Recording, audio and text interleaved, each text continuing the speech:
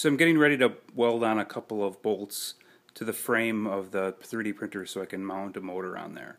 And what I've done here is I've drilled the holes to fit the bolt, and then I've drilled them out partially with just the tip of a much larger drill bit to kind of countersink.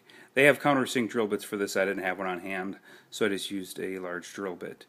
You can see then on the bolt I also chamfered the ends of it, put a little bevel on there.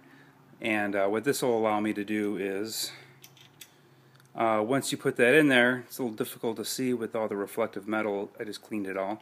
What that does is it creates this V groove, as we discussed earlier, around the bolt where the bolt meets the frame. I can then fill all that in with metal. I'll have a nice large bead, and then that'll allow me to grind it off and have a flush mount. So let's see how it turns. Oh, but one more thing. What else I'll do is put a nut on the end of it so that I can, it gives me the proper height. That way I can tack it, then take the nut off, and then I can cut the head of that bolt off. And then I'll have a couple of studs hanging off the frame.